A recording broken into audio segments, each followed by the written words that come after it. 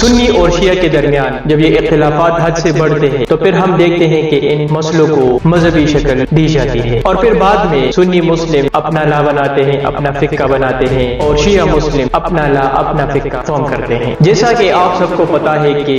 جو سنی اسلام ہے تو وہ زیادہ تر فالو کرتے ہیں جو سنی فور اسکول آف تھاٹس ہے اسلامک جورسپروڈنس، جس میں حنفی ہے، مالکی ہے، شافعی ہے اور حنبلی ہے۔ تو وہاں پر زیادہ تر چیزیں فکسڈ ہے، یعنی زیادہ تر چیزوں کو آپ انٹرپریٹ نہیں کر سکتے۔ زیادہ تر جو لاز انہوں نے بنائے تھے تو وہ اس کو آپ چینج نہیں کر سکتے، اجتہاد کو الاؤ نہیں کرتے۔ ہم دیکھتے ہیں کہ جو شیعہ مسلم ہے وہاں پر یہ جو اجتہاد کا جو پروسیس ہے تو وہ ان مجتہدز کو جو ان کے اسلامک جو ایکسپرٹ جو اسکالرز ہیں ان کو وہ الاؤ کرتی ہے کہ وہ انٹرپریٹ کر سکتے ہیں اسلامک لاز کو in response to contemporary issues جو موجودہ مسائل ہے بائی یوزنگ ریزن ٹیکسچوئل انالیسس۔ یہ ایک مین ڈفرنس ہے سنی اسلام میں اور شیعہ اسلام میں۔ شیعزم میں ایک کنسپٹ ہے جسے ہم کہتے ہیں امامت۔ امام کے متعلق ان کا یہ عقیدہ ہے کہ وہ ڈیوائنلی اپوائنٹڈ ہے اور وہ انفیلیبل ہے۔ انفیلیبل مین کہ ان سے غلطی نہیں ہو سکتی۔ جو لا وہ بناتے ہیں تو وہ جو امامز ہے ان کی جو پوری زندگی ہے، ان کے جو ٹیچنگز ہے، ان کے جو سینگز ہے، جو ایکشن، ان کی جو بنیاد ہے تو وہ ان کی زندگی کے اوپر ہے۔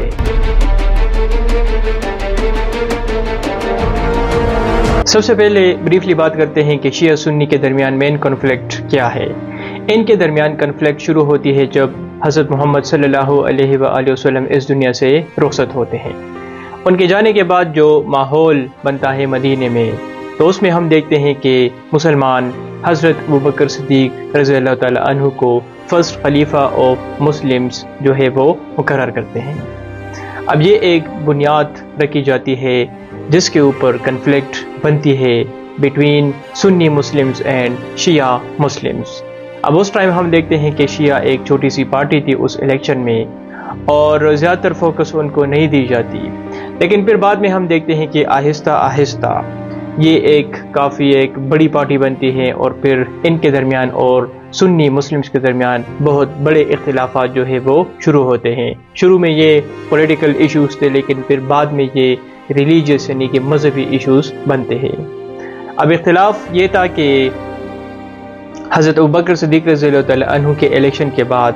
جو شیعہ ہے تو ان کا یہ ماننا ہے کہ خلافت کے جو حقدار تھے تو وہ حضرت محمد صلی اللہ علیہ وآلہ وسلم کے کزن اور ان کے داماد حضرت علی رضی اللہ تعالیٰ عنہ تھے، اور اس کو ثابت کرنے کے لیے وہ ایک حدیث پیش کرتے ہیں، ایک واقعہ ہے جسے کہا جاتا ہے غدر ہم، تو اس کو وہ پیش کرتے ہیں اور ان کے مطابق حضور صلی اللہ علیہ وآلہ وسلم نے اپنی زندگی میں ہی حضرت علی رضی اللہ تعالیٰ عنہ کو یہ اختیار دیا تھا کہ ان کے بعد مسلمانوں کے خلیفہ وہ ہوں گے، اور شیعہ کے مطابق جو خلیفے کا جو رائٹ ہے تو وہ حضور صلی اللہ علیہ وآلہ وسلم کی جو فیملی ہے ان کے جو ڈیسینڈنٹس ہیں تو ان کے پاس یہ رائٹس ہونا چاہیے، اور خاص کر وہ حضرت علی رضی اللہ تعالیٰ عنہ اور حضرت فاطمہ رضی اللہ تعالیٰ عنہ کے متعلق یہ بتاتے ہیں کہ یہ رائٹ جو ہے وہ ان کے پاس ہے۔ تو یہ ایک مین کنفلکٹ شروع ہوتی ہے حضور صلی اللہ علیہ وآلہ وسلم کے جانے کے بعد بٹوین مسلمز۔ تو دو پارٹی سامنے آتے ہیں، ایک کو ہم کہتے ہیں سنی اور ایک کو ہم کہتے ہیں شیعہ۔ سنی اور شیعہ کے درمیان جب یہ اختلافات حد سے بڑھتے ہیں تو پھر ہم دیکھتے ہیں کہ ان مسئلوں کو مذہبی شکل دی جاتی ہے، اور پھر بعد میں سنی مسلمز اپنا لا بناتے ہیں، اپنا فقہ بناتے ہیں، اور شیعہ مسلمز اپنا لا اپنا فقہ فارم کرتے ہیں۔ جو سنی اسلامک لا ہے تو اس کے اوپر میں آلریڈی ایک ویڈیو میں بات کر چکا ہوں کافی ڈیٹیل کے ساتھ کہ اس کی اوریجن کس طرح ہوتی ہے، اس کو کس طرح فارم کیا گیا، خاص کر during the period of Abbasid caliphate, اور اس میں جو فور اسکول آف تھاٹس ہے جس میں شافعی ہے، حنفی ہے، مالکی ہے اور حنبلی ہے، تو اس کو بھی میں کافی ڈیٹیل کے ساتھ ڈسکس کر چکا ہوں۔ آج میں بات کروں گا شیعہ اسلامک لا کے اوپر، جسے کہا جاتا ہے شیعہ ٹریڈیشن، اس کو میں ڈسکس کروں گا اور اس کو میں کمپیئر کروں گا سنی اسلامک لا کے ساتھ کہ ان دونوں میں ڈفرنس کیا ہے۔ تو آئیے آج کی اس ویڈیو میں ان ساری چیزوں کو انڈرسٹینڈ کرتے ہیں۔ شیعزم میں جو مین ادارہ ہے جو کہ اسلامک لا کے اوپر کام کرتا ہے تو اسے کہا جاتا ہے مجتہد۔ اچھا، اس میں جو بڑے بڑے ان کے اسکالرس ہوتے ہیں جنہیں کہا جاتا ہے مجتہدس، تو مجتہدس شیعزم میں ان ریلیجیس اسکالرس کو کہا جاتا ہے جو کہ ایک ایسے لیول پر پہنچتے ہیں جو کہ بہت زیادہ ایکسپرٹ ہوتے ہیں، تو پھر ان کو اترائز کیا جاتا ہے کہ وہ لاز کو بنا سکتے ہیں۔ اچھا، شیعزم میں جو مین چیز ہے تو وہ ہے اجتہاد۔ اجتہاد ایک پروسیس ہوتا ہے انڈیپینڈنٹ لیگل ریزننگ کا، جو کہ بیس ہوتا ہے قرآن شریف کے اوپر، پھر اس کے بعد حضور صلی اللہ علیہ وآلہ وسلم کے ان کے جو احادیث ہے، ان کے جو ایکشنز ہے، یعنی ان کی جو پوری زندگی ہے، جو سننا ہے، اس کے بعد کنسنسس ہوتے ہیں، اور اس کے بعد کچھ اور جو ہے سورسز ہوتے ہیں۔ تو یہ سارے بیسڈ ہوتے ہیں جن کی روشنی میں وہ اپنا لا بناتے ہیں۔ تو شیعزم میں جو مین چیز ہوتی ہے تو اسے ہم کہتے ہیں اجتہاد، جو کہ ایک سینٹرل رول ادا کرتی ہے ان فارمنگ اسلامک لاز ان شیعزم۔ یہاں آپ سب کے لیے ایک چیز انڈرسٹینڈ کرنا بہت ہی ضروری ہے۔ جیسا کہ آپ سب کو پتہ ہے کہ جو سنی اسلام ہے، جو سنی مسلمز ہے، تو وہ زیادہ تر فالو کرتے ہیں جو سنی فور اسکول آف تھاٹس ہے، جسے ہم کہتے ہیں اسلامک جورسپروڈنس، جس میں حنفی ہے، مالکی ہے، شافعی ہے اور حنبلی ہے۔ اچھا، اب جب ہم ان کو اسٹڈی کرتے ہیں تو وہاں پر زیادہ تر چیزیں فکسڈ ہے، یعنی زیادہ تر چیزوں کو آپ انٹرپریٹ نہیں کر سکتے۔ وہ یہ بتاتے ہیں کہ وہاں پر زیادہ تر جو لاز انہوں نے بنائے تھے تو وہ اس کو آپ چینج نہیں کر سکتے، کیونکہ زیادہ تر جو سنی جو اسلامک اسکالرس ہے تو وہ زیادہ تر ہم دیکھتے ہیں کہ وہ اجتہاد کو الاؤ نہیں کرتے۔ اب اس کے برعکس ہم دیکھتے ہیں کہ جو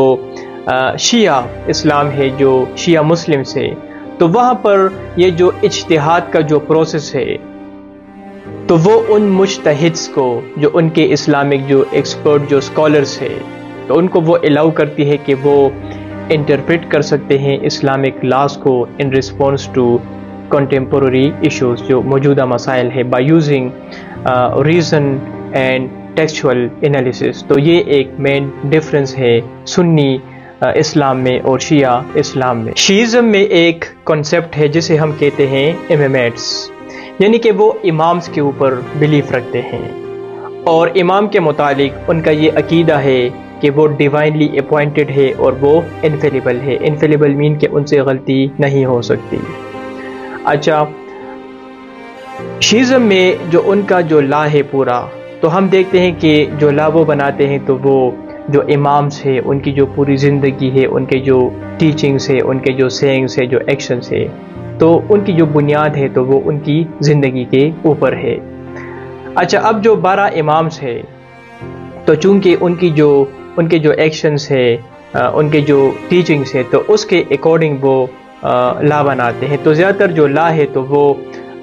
ان کی زندگی کو وہ اسٹڈی کرتے ہیں، ان کے ایکشنز کو وہ اسٹڈی کرتے ہیں۔ لیکن 9th سینچری میں پھر ہم دیکھتے ہیں کہ جو ان کا آخری امام ہے جسے وہ کہتے ہیں امام مہدی، تو پھر وہ جاتے ہیں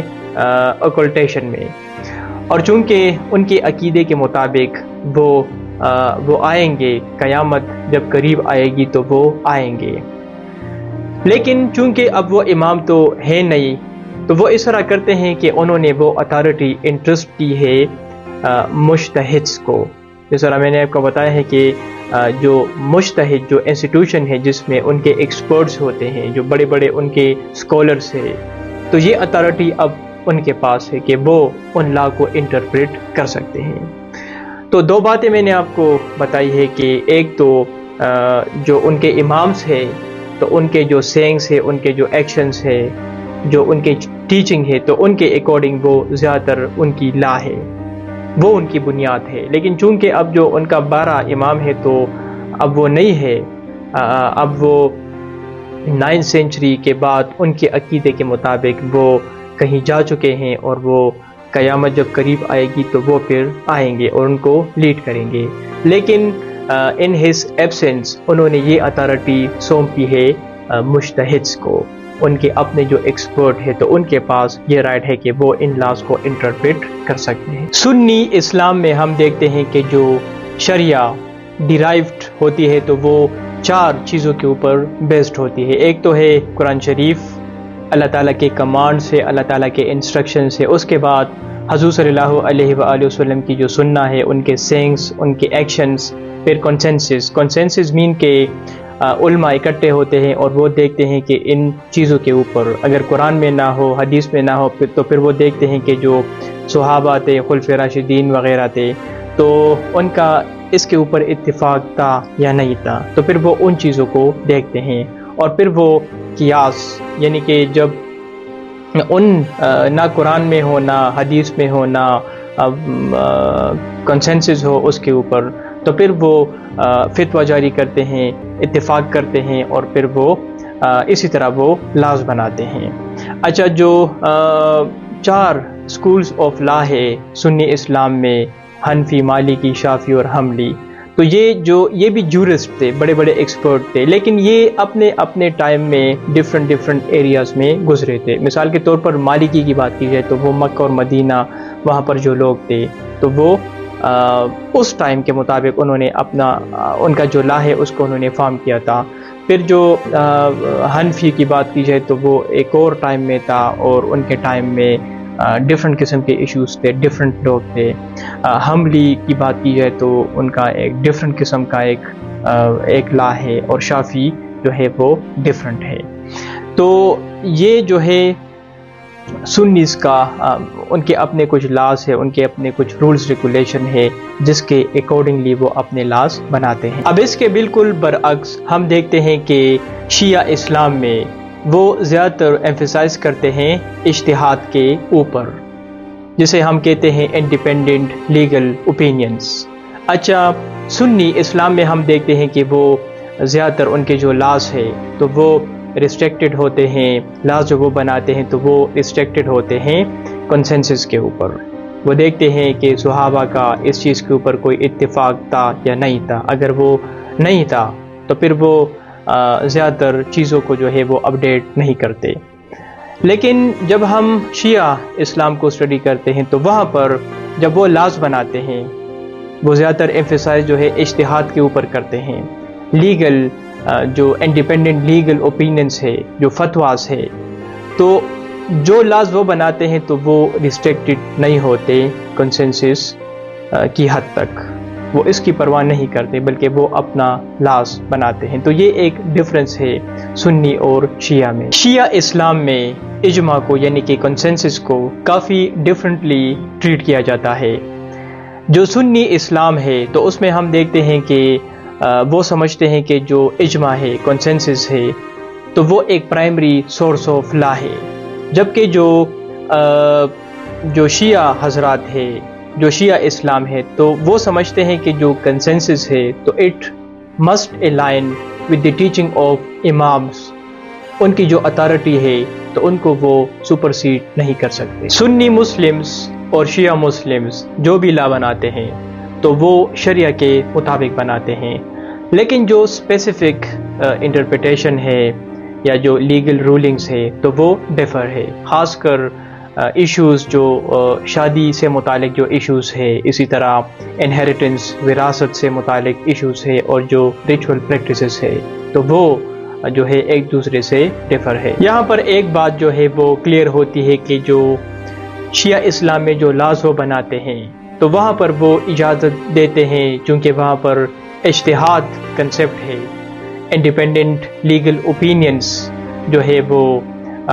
ان ریسپانس ٹو کرنٹ ایشوز، تو اس کے مطابق وہ لاز کو چینج بھی کر سکتے ہیں اور ری انٹرپریٹ بھی کر سکتے ہیں، کیونکہ اس کے پاس اتھارٹی ہے۔ وہاں پر جو مجتہد ہوتے ہیں تو ان کے پاس یہ اتھارٹی ہے۔ لیکن جو سنی اسلام ہے، جو سنی مسلم ہے، تو یہاں پر وہ زیادہ تر جو ان کی لاز بنائی جاتی ہے تو وہ پریسیڈنٹس کو وہ دیکھتے ہیں، تاریخ کو دیکھتے ہیں، ہسٹوریکل کانٹیکسٹ کو وہ دیکھتے ہیں، ایونٹس کو دیکھتے ہیں، اس کے مطابق پھر وہ لاز کو چینج کر سکتے ہیں۔ اب اگر اس کو کنکلوڈ کیا جائے تو ہم اس نتیجے پر پہنچے ہیں کہ جو مین ڈفرنس ہے ان کے لاز میں تو وہ ہے اجماع یعنی کہ کنسنسس۔ سنی سمجھتے ہیں کہ جو اجماع ہے، جو کنسنسس ہے، تو وہ ایک پرائمری سورس آف لا ہے، قرآن کے ساتھ، حدیث کے ساتھ اور قیاس کے ساتھ۔ لیکن جو شیعہ مسلمس ہے، شیعزم میں، وہ سمجھتے ہیں کہ جو اجماع ہے تو وہ must be in line with the teaching of imams, اور چونکہ وہاں پر وہ اجتہاد کی اجازت دیتے ہیں،